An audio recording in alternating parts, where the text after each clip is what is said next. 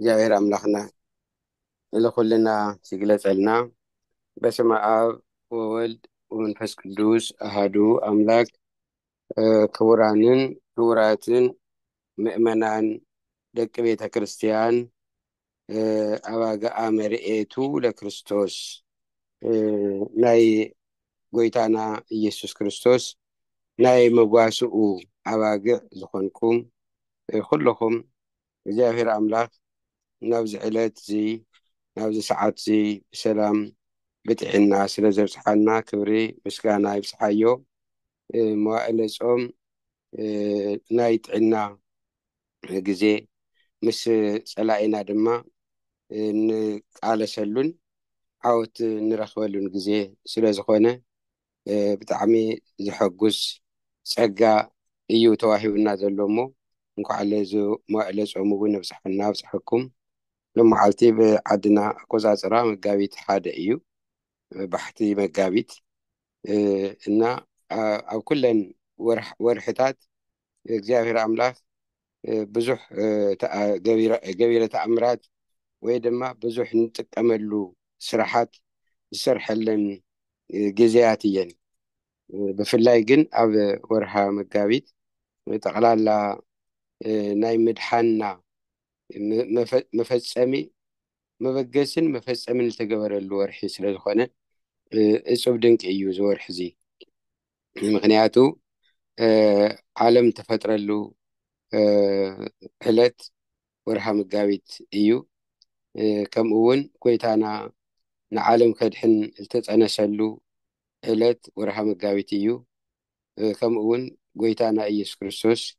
ንዓለም ንምድሓን ኣብ መስቀል ተሰቂሉ ደሙ ለፍሰሰሉ ስጉኡ ዝቆረሰሉ ቤዛ ምእመናን ዝኾነሉ ወርሃ መጋቢት እዩ። ስለዚ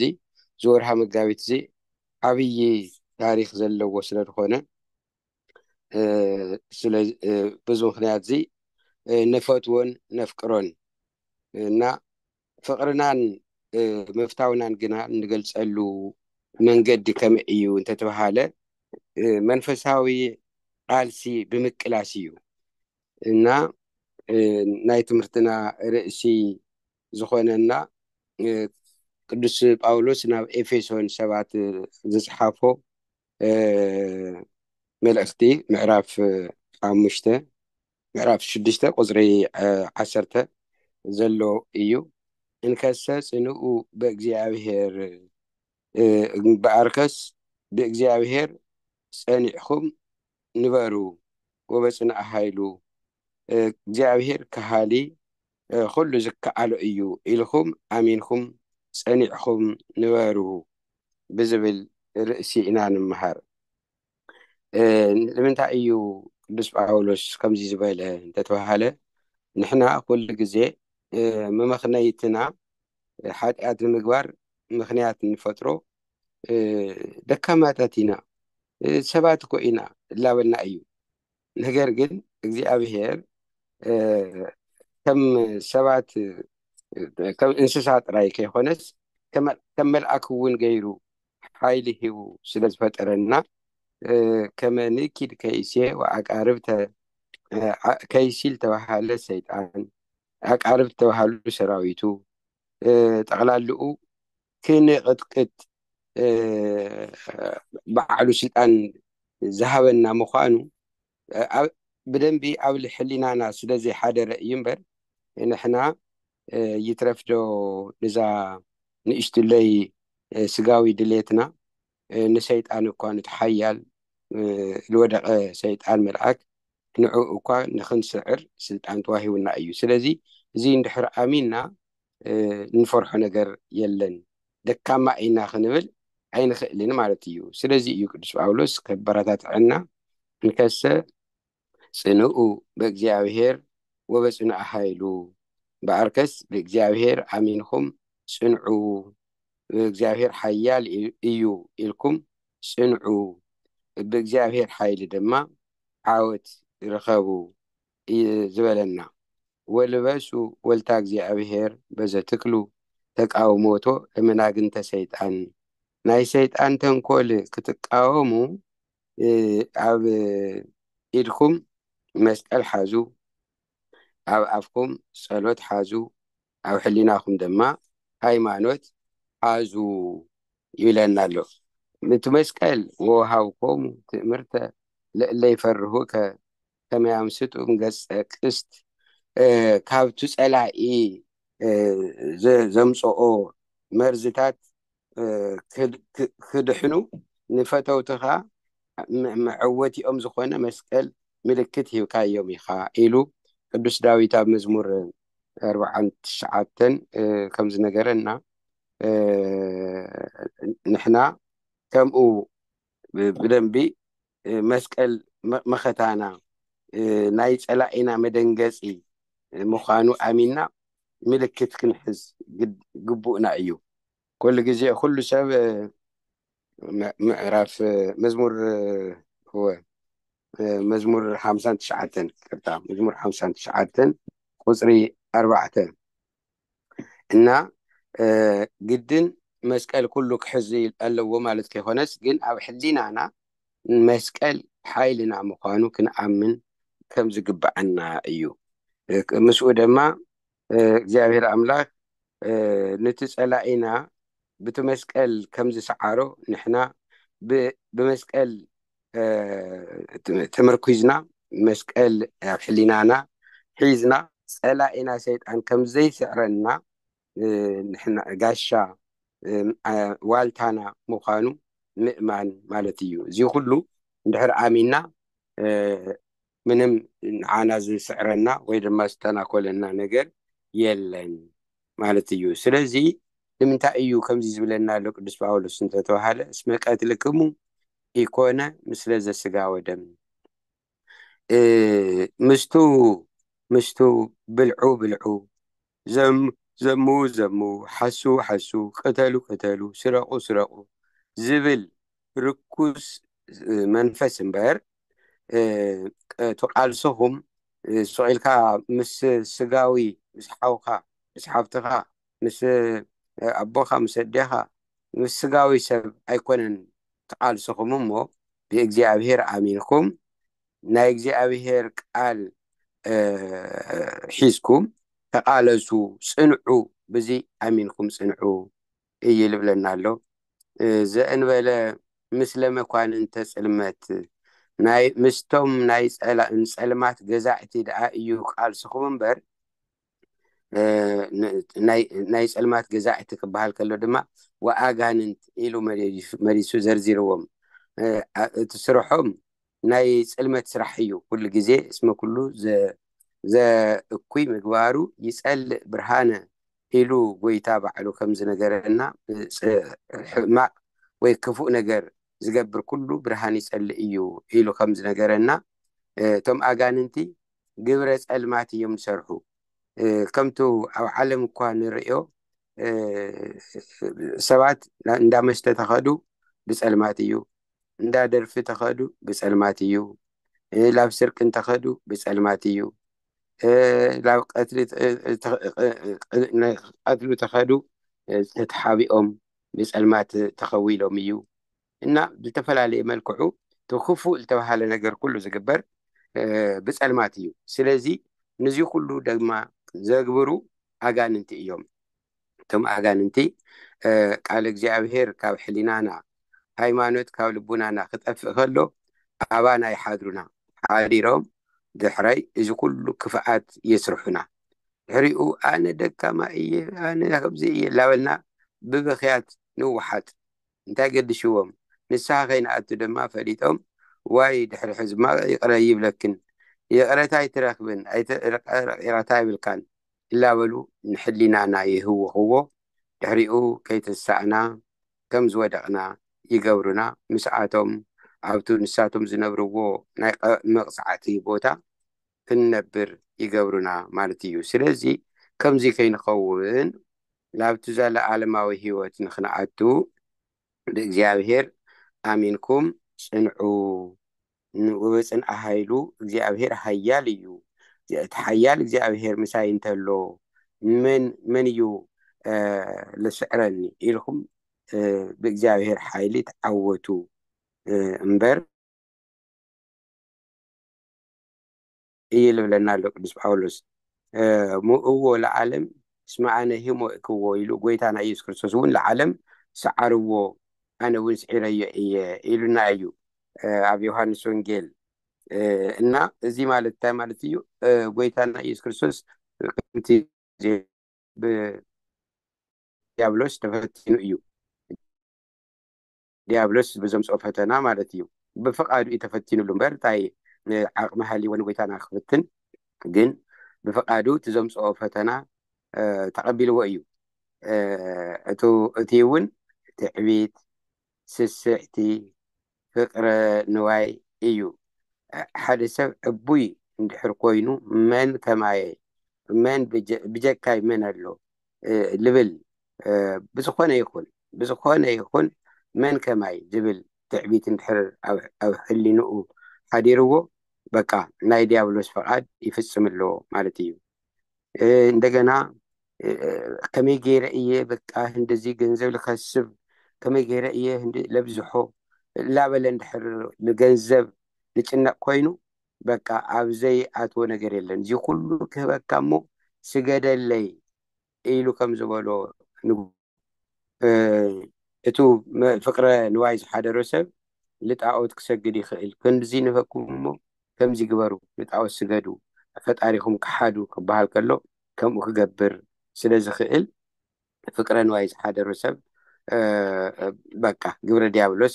ፈቃድ ዲያብሎስ ላፈፀመ እዩ ማለት እዩ ስለዚ ከብዚ ከይኸውን ጥንቃቄ ክንገብር ጎይታና ኢየሱስ ክርስቶስ ንፈጣሪኻ ለእግዚአብሔር ጥራይ ስገድ ተባሂሉ እዩ ኢሉ እዩ ልገሰፆ ክንድዚ ክበካስ ስገደለይ ማለት ብጣዕሚ ንሱ እውን ዘይገብሮ ዘይክእሎ እዩ ተናጊሩ ሰይጣን ዘየጥረዮ ሃብቲ ካበይ ምፅኡ እዩ ልህብ መን ወሃብ ገይርዎ ናይ ዝዓለም ሃብትስ መን እዩ ወሃብ ገይርዎ ንሰይጣን ስለዚ ዘይኸውን ነገር እዩ እሞ እዚ ኩሉ ክግበር እንከሎ ክንጥንቀቅ ከም ዝግባአና ከርእየና ኪድ ንፈጣሪኻ ንኣምላኽካ ጥራይ ስገድ ተባሂሉ እዩ እና እንተሃበኻኒ እኳ ኣይሰግደልካን ማለት እዩ እንተሃበኻኒ እኳ ኣይሰግደልካን በሉ ክብለና እዩ ንዓና ከርእየና እና ስለዚ ከምዚ ክንብል ከም ዝግባአና እዩ ሓዲኡ ደማቱ ስስእቲ ትምክሕቲ ድማ ሓደ ዕቡይ ሰብ ይምካሕ እዩ መን ከማይ ስለ ዝብል ምኩሕ ስለ ዝኾነ በል ካብዚ መሪልካ ውደቅ እግዚአብሔር ንመላእክቲ ክእዘዘልካ እዩ ተባሂሉ እዩ እሞ ካብዚ ዓብይ እምባዚ ንታሕቱ እስኪ ውደቅ ኢልዎ ይብል ሕዚ ኣብዚ እቲ ትዕቢት ኣብ ብዙሕ ነገር ዘውድቕ ስለዝኾነ ጎይታ እንታይ በለ ኢታመክሮ ለእግዚአብሔር ኣምላክከ ንኣምላክካ ንእግዚአብሔር ኣይትፈታተኖ እግዚአብሔር ከምዚ ክገብርለ እዩ ኣነ ኣማኒ እየ መን ከማየሎ ኢልኩም ኣብ ፈተና ባዕልኩም ኣይተውድቁ ንክብለና እዚ ፈተና እዚ እውን ኣይተቀበሎን ስለዚ ንዚ እናዘከርና ጎይታና ኢየሱስ ክርስቶስ ምእማንና ብኡ ምጽናዕና ንክንገልጽ ካብ ፍቅረ ነዋይ ካብ ትዕቢት ካብ ስስዕቲ ነፍስና ሓሊና ርእስና ኣርሒቕና እንድሕር ፀኒዕና ብእግዚአብሔር ቃል ፀኒዕና ኣለና ንእግዚአብሔር እውን ኣሚንና ኣለና ሓያል እግዚአብሔር ምዃኑ ኣረጋጊፅና ኣለና ማለት እዩ ስለዚ ንዚ ከዘኻኽረና እዩ ቅዱስ ጳውሎስ እንከሰ ጽንዑ በእግዚአብሔር ወበጽንዓ ኃይሉ በእግዚአብሔር ጽንዑ እግዚአብሔር ሓያል ምዃኑ ኣሚንኩም ብሃይማኖት ተኸተልዎ ሰዓብዎ ሃይማኖትኩም መጽንዑ ልብለና ኣሎ ወበእንተዝ እዚ ስኡልካ ኣነ ኣማኒ እየ ላበልካ ምፍካር ፈኸራ ከይኾነ ወበእንተዝ ንስኡ ወልታ እግዚአብሔር ከመ ትክሉ ተቃውሞታ ለዕለት እኪት ሃይማኖት ሓዙ ወልታ ልበሎ ሃይማኖት እዩ ሃይማኖት ሓዙ ብሃይማኖትኩም ጽንዑ እኪት ዕለት ክትቃወምዋ ምእንቲ እኪት ዕለት ልበላ እታ ሓጢአት ትስራሐላ መዓልቲ እያ ናብ ሓጢኣት ንወድቀላ ዕለት እቲ ሓጢኣት ዝተባሃለ ከይንገብር ትዕቅበና ናይ እግዚአብሔር ቃል እያ ሃይማኖት እያ ሳውን ሃይማኖት እንድሕር ሃልይና እግዚአብሔር ኩሉ ግዜ ኣብ ቅድሜና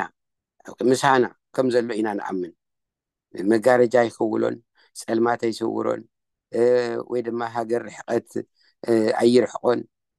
ወይ ድማ ቋንቋ ይግድቦን እግዚአብሔር ኣብ ኩሉ ብኩሉ ከም ዘሎ ምእማን እዩ ሃይማኖት ማለት ሙሉእ በኩለሄ ኣብ ዓድና ኣሎ ኣብ ካሊእ ዓድታት ኣሎ ምስ ቀይሕ ኣሎ ምስ ፀሊም ኣሎ ምስ ፃዕዳ ኣሎ ምስ ዝኾነ ይኹን ኣብ እግዚአብሔር ዘይብሉ ቦታ የለን ነዚ እንድሕር ኣሚንና ሓጢኣት ንሰርሐሉ ሰዓት ወይ ድማ ቦታ የለን ከመይ ጌርና ካበይ ተኸዊልና መን እሱ ዘይርኦ ኣበይ ሃልዩ ስለዚ በዚ ምክንያት እዚ ንስኡ ወልታ እግዚአብሔር ዝበለ ንዛ ከምዚኣ ዝመሰለት ህሊና ወልታ እያ ትበሃል ዋልታ ካብ ዝተደርበየ ኩናት መኪትካ ከም ትድሕነሉ እዚኣ እንድሕር ሒዝካ ድማ ካብቱ ሰይጣን ዘምፅኦ ናይ ዝሙት መንፈስ ናይ ሕሶት መንፈስ ናይ ርኩሰት መንፈስ ናይ ሓጢኣት መንፈስ ኩሉ ክንድሕነሉ ንኽእል እዚ እዩ ወልታ እግዚአብሔር ውስተ ኩሉ ብሃወርት መለኮቱ እግዚአብሔር ኣብ ኩሉ እዩ ግዝኣቱ ኣብ ኩሉ እዩ መንግስቱ ዘለዓለም ወምኩናኑኒ ለትውልደ ትውልድ እግዚአብሔር መንግስቱ ንዘለዓለም ዓለም እዩ ብዙ ግዜ እዚ ተሸይሙ ብዙ ግዜ እዚ ክሰዓር እዩ ዘይበሃል ዘለዓለማዊ ንጉስ እዩ ግዝኣቱ እውን ንውሉድ ወለዶ ደኣ ይሓልፉ እምበር ንሱ ግዝኣቱ ግን ናይ ዘለዓለም እዩ ኢልካ ምእማን ወልታ እግዚአብሔር ይበሃል ወኩኑ ድልዋነ በኩሉ ከመ ትጽንኡ ዓወት ክትረኽቡ ክትዕወቱ ምእንታን ድማ ብኡ ፀኒዕኹም ንበሩ ተዳሊኹም ንበሩ ማለት ከይትዝንጉዑ ክንዝንግዕ ከለና እዩ ሰይጣን ናባና ዝመፅእ እና ከይትዝንጉዑ ድልዋን ኮይንኩም ተዳሊኹም ፅንሑ ንበሩ ይብለና ቁሙ እንከ ቀኒተክሙ ሃቁየክሙ በጽድቅ እቲ ሕቁኡ ዝተዓጠቀ ሰብ ብቀሊሉ ኣብ ቃልሲ ከም ዘይወድቅ እቶም ቃልሲ ዝፃወቱ መናእሰይ ኣጓብዝ ንሪኦም ኣለና ሕቆኦም ይዕጠቁ እዮም ዝገብርዎ ዕጥቅታት ኣሎ እና ንምንታይ ኣብቲ ቃልሲ ምእንቲ ክሕግዞም ማለት እዩ ሕቁኡ ዘይተዓጠቀ ሰብ ግን ብቀሊሉ እቲ ናይ ተፈጥሮ ጅማውቱ ይጉዳእ ሓይሉ ድማ ይደክም ብቀሊል ንፀላኢኡ ይስዕሮ የውድቆ ስለዚ ብሃይማኖት ዘይፀንዐ ሰብ ቃል እግዚአብሔር ዘየንብብ ሰብ ኩሉ ግዜ ንእግዚአብሔር ዘይዝክሮ ሰብ ንእግዚአብሔር ኣብ ቅድመ እዩ ዘልፈ ርእዮ ቅድመ ይውእቱ ኢሉ ኣብ ቅድመ እዩ ኩሉ ግዜ ርእዮ ኣለኹ ኢሉ ዘይኣምን ሰብ ክፀንዐ ይኽእልን እሞ ስለዚ ቁሙ እንከ ቀኒተክሙ ሃቁየክሙ ሕቆኩም ተዓጢቅኩም ንበሩ ልብለና ኣሎ እዚ እዩ ዕጥቂ ናይ ቃል እግዚአብሔር ዕጥቂ እዩ ሃይማኖት ዕጥቂ እዩ ብእግዚአብሔር ምእማን ዕጥቂ እዩ እና ንጽህና መሓዝ ዕጥቂ እዩ ስለዚ ካብ ሓጢኣት ምርሓቅ ዕጥቂ እዩ ስለዚ ከምዚ ኮይንኩም ንበሩ ወልበሱ ልብሲ ሓፂን ዘጽድቅ ምስዚ ድማ ትዕግስቲ ሓዙ ኣብዚ እቲ ክዳውንቲ ንጽህናን ትዕግስትን ከም ዕጥቅን ከም ወተሃደራት ኣብቲ ደረቶም ከባቢ ዝክደንዎ ናይ ሓፂን ክዳን ኣሎ ብምክንያቱ ብቀሊሉ ዓረር ኣብ ልቦም ኣትዩ ከይጎድኦም ካሊእ ሰውነት እተተጎድአ ስጋ ንስጋ ስለዝኮነ ምንም ኣይኮነን ኣብ ደረትካ ከባቢ ግን ሳምባኻን ልብኻን እንድሕር ተወቂዑ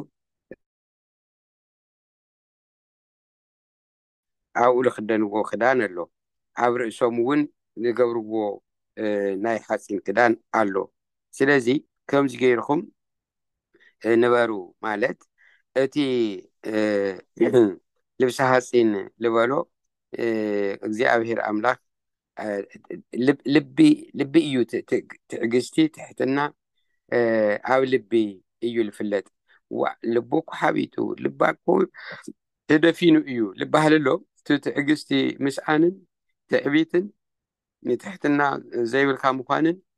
ኣብ ልቢ እዩ ስለዚ ወልበሱ ልብሲ ሓፂን ዝበሎ ትዕግስቲ ሓዙ ትዕግስቲ ግበሩ ተሓገሱ ሎሚ በሊዐ እንታይ እየ እሞ ለጥርዮ እንታይ እየ ለትርፎ ኢልካ እቱ ጥዑም ዝኾነ መብልዕ ብፆም ርኢኻዩስ በቃ ምግዳፍ ማለት እዩ እንታይ እዩ ትገብረለይ በሊዐዮ እንታይ ክጠቅመኒ እዩ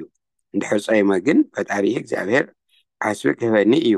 ሓጢኣተይ እውን ክሓድገለይ እዩ ምክንያቱ በፆም ወበፀሎት እዳሁ ዘይፈዲ ኢሉ ቅዱስ ያሬድ ኣብ ድጉኡ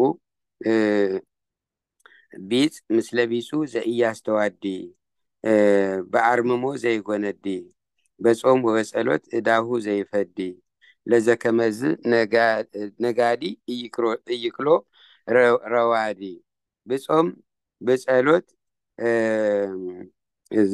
ዝነብር ሰብ ቢፅ ምስ ለቢሱ ዘእያስተዋዲ ሰብ ንሰብ ዘየባእስ ብፆም ብፀሎት እድኡ ዝፈዲ ዝኸፍል ማለት እዩ ንፆም እንድሕር ኮይንና እቲ ዝነበረና ዕዳ ናይ ሓጢኣት ዕዳ ንኸፍል ኣለና ማለት እዩ ይስረዘልና ኣሎ ይቕነሰልና ኣሎ ካባና ይቀልል ኣሎ ማለት እዩ ብኣርምሞ ዘይጎነዲ እንደገና ኣፍና ካብ ሕሜት ካብ ፀርፊ ካብ ክፉእ ነገር ምውስዋስ እንድሕር ዝፀውም ኮይኑ ብኣርምሞ ዘይጎነዲ ብኣርምሞ ብስቕታ ንነብር ኣለና ማለት እዩ ለዘከመዝ ነጋዲ እይክሎ ረዋዲ ከምዚ ዝመሰለ ነጋዳይ ማለት እቲ ንግዲ ናይ ፆም ንግዲ ናይ ትዕግስቲ ንግዲ ናይ ንፅህና ንግዲ ናይ ቅድስና ንግዲ እዩ እና ንዚ ከምዚ ዝመሰለ ነጋዳይ ነጋዶ ወዮ ኩሉ ግዜ ብእግሮም ስለዝኸዱ ስለዝገሹ ሸፋቱ ኣብ ዘይኮነ ቦታ ረኪቦም ይዘምትዎም እዮም ይወስዱሎም ገንዘቦም ዘጥረይዎ ኩሉ ይዘምትዎም እዮም እና ከምኦም ሲሉ ንዚ ከምዚ ዝመሰለ ነጋዳይ ናይ ሃይማኖት ነጋዳይ ረዋዲ ዝተባሃለ ሰይጣን ኣይስዕሮን እዩ ዝበለና ቅዱስ ኣቦና ቅዱስ ያሬድ ስለዚ ቅዱስ ጳውሎስ ድማ ወልበሱ ልብሲ ሓፂን ላበለ ብዕጥቂ ላምሰለ ይነግረና ኣሎ ተሲኢነክሙ ሃይለ ወንጌል ዘሰላም ወንጌል ንፅህና ሓዙ ኢላ ቅድስና ሓዙ ትዕግስቲ ሓዙ ኢላ ዝነገረቶ ቃለ ወንጌል ከም ሳእኒ ገይርኩም ማለት ሳእኒ ብታሕቲ ኮይኑ እግርኻ ካብ ዕንቅፋት ካብ ዕሾክ ከም ዘድሕን ካብ ፀፀር ከም ዘድሕን ከምኡ ድማ ወንጌል ለኣምን ሰብ ብወንጌል ዝኣመነ ሰብ ቃለ ወንጌል ዝዝክር ማለት እዩ ዘይርስዖ ቃለ ወንጌል እኮ ምእማን ማለት እኮ ዘይምርሳዕ ማለት እዩ እምበር ፍዕልካ ኣኣምን እየ ኢልካ ምሕላፍ ኣይኮነን ምድቃስ ኣይኮነን ወንጌል ናይ ስራሕ መእተዊ በሪ እዩ ስራሕ እንሰርሐሉ ብፆም ብፀሎት ብትዕግስቲ ብንፅህና ኮይንና ንነብረሉ ዓውዲ ወይ ድማ ማሕረስ ዓብይ ማሕረስ ቦታ ማለት ዳ እዩ እምበር ስቂለ ብክርስቶስ ኣምን እየ ብስላሴ ኣምን እየ ማርያም መማለዲተ እያ ኢላ በልካ ፈኸራ ምፍካር ኣይኮነን እና እዚ ኩሉ ብዕጥቂ ኣምሲሉ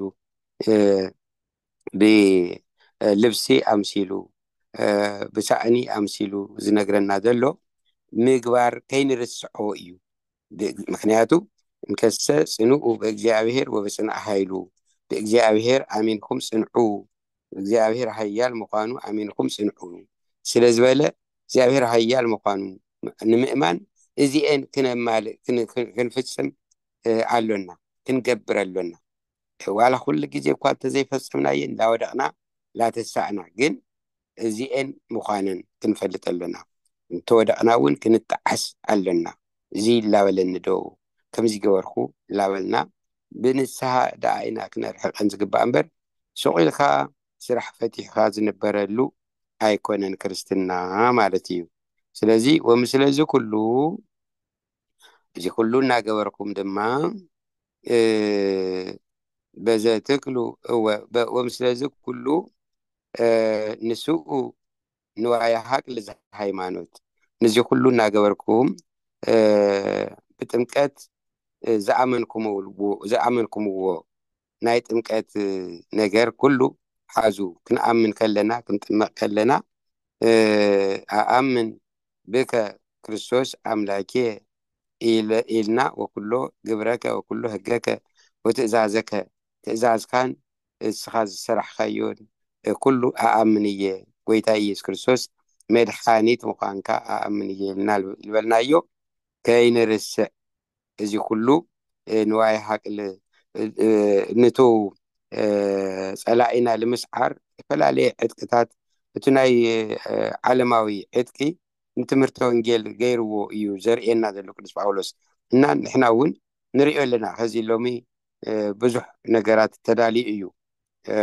ሓሊፉ ወዲ ሰብ ዘይብለን ኣውሮፕላናት ድሮናት ሰሪሑ ንፀላኢኡ ያው ክስልል ክቐትል ከጥቅዕ ላፈተነ እዩ መቸም ዘይሩ መጥፊኡ ላኩዓተ እዩ ዝሓድር ወዲ ሰብ እና ንሕና ድማ መንፈሳውያን ዝኾንና ነቲ ፀላኢና ስውር ዝኾነ ፀላኢና ሰይጣን ንክንስዕሮ ከምዚአን ዝመሰላ ጥበባት ንዋይ ሃቅሊ ናይ ሰልፊ ዝኾና መሳርያታት ክንሕዝ ኣለና በዘ ትክሉ ኣጥፍኦተ ኩሉ ኣህፃሁ ለእኩይ ከም ሓዊ ኮይኑ ዝነድድ ናይ ሰይጣን ፍላፃ ንምጥፋእ ብንኽእለሉ መንገዲ ብጥምቀት ዝሓዝናዮ ሃብቲ ወልድና ስመ ክርስትና ከይሰዓር ሃብተ ወልድናና ከይነውስድ ማለት ተጠሚቕና ክርስቲያን ዝተባሃልናሉ ሃብተ መንፈስ ቅዱስ ከይርሕቐና ተጠንቀቁ ከይርሕቐኩም ተጠንቀቁ እዩ ልብለና ኣሎ ማለት እንድሕር ገንዘብ ተፍቅር ኮይንካ እንድሕር ትዕቢተኛ ኮይንካ እንድሕር ካብ ሕሊናካ ፈጣሪካ ረሲዕካዮ በቃ እዚ ኩሉ ፀላኢ ዘምፅኦ ነገር ዘን ሰለስተ ፈተናታት ብዓርእስተ ሃጣውእ ተባሂለን ዝቐረባ ፈተናታት ከውደቃና ይኽእላ እየን ዘን ሰለስተ ፈተናታት ሓንቲ ወልወልክዎ ትዕቢት ስስዕትን ትምክሕትን ወይም ድማ ፍቅረ ንዋይ ምስ ስስዕቲ ክተሓሓዝ እዩ ትዕቢትን ትምክሕትን ገይርካ ሰለስተ እየን እና ኣብ ከምዚ ዝመሰለ የውድቐካ እዩ እና ኣብ ከምዚ ዝመሰለ ወዲቆም ሃብቲ ዝረኸቡ ሰባት ኣይጥቀሙሉን ብዙሕ ኣብ ዓለም ሃብታማት ዝኾኑ ሰባት ኣለው እዮም ግን ብቱ ዘጥረይዎ ሃብቲ ምክንያት ክንደይ ወዲቆምሉ እዮም ክንደይ እንዳውም መብዛሕትኡ ሕክምና እዮም ዝገብርዎ ዘለው ንምንታይ ብገንዘብ ምክንያት ዘምፅእዎ ሕማም ሕዚ ብገንዘቦም ይሕከሙ ኣለው የድሕኖም ድዩ ኣይ መን ብገንዘቡ ከም ዝድሓነ መን ክድሕን ኮይኑ ስለዚ ኣብ ከምዚ ዝመሰለ ዘውድቐካ ስለዝኾነ ብስስዕቲ ብፍቅረ ንዋይ ብትዕቢት ከይንወድቕ እዩ እዚ ኩሉ ተጠንቀቁ ልብለና ኣሎ ወንስኡ ጌራ መድሃኒት ላዕለ ርእስክሙ ኣብ ርእስኩም ድማ ናይ እቶም ወተሃደራት ዕጥቂ ዓንቶ ኣብ ርእሶም ዝደፍእዎ ነገር ኣሎ ኢለኩም ነይረ እና ኣብ ርእስኩም ከምኡ ግበሩ ይብለና ኣሎ ግን እዚ ርእሲ ዝበሎ ተስፋ ትንሳኤ ከም ዘሎ እመኑ ማለት እዩ ርእሲ ልዕሊ ኣካላት ኩሉ ከም ዝኾነ እዚ ኩሉ ብእግዚአብሔር ምእማን ብትዕግስቲ ምንባር ብንጽህና ምንባር ካብ ሓጢኣት ምርሓቅ ቃል ወንጌል ምስማዕ ንወንጌል ኣሚንካ ምንባር እዚ ኩሉ ኣናሎ ሞይትናስ ከም ሓደ እንስሳ ወዲቕና ፈሪስና በስቢስና ከም ዘይንተርፍ እዚ ኣሚንና እንድሕር ንነብር ኮይንና ዳርጋ ኣብ ርእስና መከላኸሊ ነገር ከም ዝደፍአ ወተሃደር ኮይንና ኣለና ዕጥቅና ምሉእ እዩ ማለት እዩ ተስፋ ትንሳኤ ዘይብሉ ሰብ ግን ምንም ተገበረ ሓጢኣት እንተገበረ ፅድቂ እንተገበረ ምንም ዋጋ የብሉን ምክንያቱ ተሲኤስ ናይ ዘለዓለም ሂወት ክወርስ እየ ንዙ ሂወት ድማ ፈጣሪየ ክዕድለኒ ክህበኒ እዩ ብቸርነቱ ንዛ ሃይማኖተይን ንእሽትለይ ምግባረይን ምክንያት ገይሩ መንግስተ ሰማያት ከውርሰኒ እዩ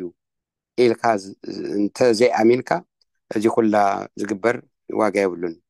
ከምኡ እንተዝኾነ ነይሩ ኣብ ዓለም ስቂሎም ናይ ሰብኣውነት ተሰሚዕዎም ብዙሕ ሓገዝ ዝህቡ ሰባት ኣለዉ እዮም ብዙሓት ድማ ኣመንቲ መሲሎም ግን ስቂልካ ዘይኣምንሉ ኣመንቲ እዮም ብላዕላይ ኣመንቲ እዮም ግን ዘይኣምንሉ ስቂልካ ልዝና ጥራይ ብዙሕ ነገር ዝገብሩ ሰባት ኣለዉ እዮም ግን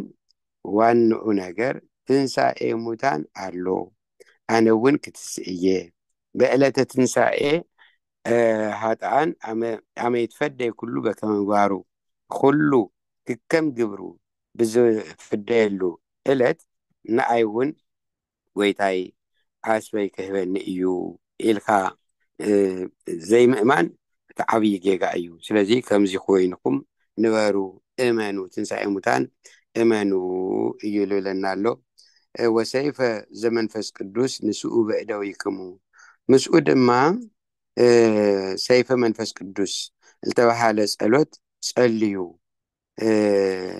ማለት እቲ ጸሎት ኣቡነ ዘበሰማያት እዩ ብዙሓት ሰባት ብዙሕ ናይ ጸሎት መጽሓፍቲ ኣኪቦም ግን ንኩሉ ከባፅሑ ኢሎም ሃተፍተፍ ላወሉ ብዙሕ ሰዓት ዝጸንሑ ኣለዉ ህሊና ዝእከበሉ ደቂቃ እኳ ኣይመልእን ምክንያቱ ሕሊናና ፍጹም ስለ ዘይኮንና ሕሊናና እንተተኣከበት ምናልባት ዝተወሰነት ሰከንድ እያ ድሕሪኡ ግን ናብ ካልእ ትብተን ስለልትብተን እታ ሓፃር ጸሎት እኳስ ብሕሊና ኮይንኩም ድገሙ ትብለና ኣቡነ ዘበሰማያት ሰበት ጽልዩ ከመዝ በሉ ኢሉ ኣቡነ ዘበሰማያት ጥራይ እዩ ለምሕረና ጎይታ ስለዚ እዛ ኣቡነ ዘበሰማያት ብከመይ እዩ ልመሰላ ቅዱስ ጳውሎስ ሰይፈ መንፈስ ቅዱስ ኢልዋ ሰይፈ መንፈስ ቅዱስ እያ ጸሎት ምጽላይ ሰይፍ መሓዝ እዩ ጸሎት ዘይጽሊ ሰብ ዳርጋ ሰይፍ ዘይሓዘ ወተሃደር ማለት እዩ ናይ ጨበጣ ውግእ ጥይት ተወዲእዎ ድሕሪኡ ብኢድ ለኢድ ተተሓሒዝካ ቃልሲ ክመጽእ ከሎ ሰይፍ ዘይብሉ ሰብ በቃ ተማሪኹሎ ማለት እዩ ስለዚ ክርስቲያን ኮይኑ ድማ ሃይማኖት ዘይብሉ ምግባር ዘይብሉ ንጽህና ዘይብሉ ቃል እግዚአብሔር ዘይሰምዕ ኣብ ልዕሊቲ ድማ ዘይጽሊ ድሕር ኮይኑ ዳርጋ ወዲቁሎ ማለት እዩ ዘውእቱ ቃል እግዚአብሔር ኢሉ ኣምፂእዎ ኣሎ እዚ እውን ቃል እግዚአብሔር እዩ ኣቡነ ዘበሰማያት ድገሙ ዝተባሃለ ቃል እግዚአብሔር ወልድ ዝመህረና ጸሎት እዩ ኢሉና ወኩሉ ጸሎት ወስብሃት ምስኡ ድማ ኣቡነ ዘበሰማያት እንዳደገምኩም መዝሙረ ዳዊት እውን ወስኹ ምክንያቱ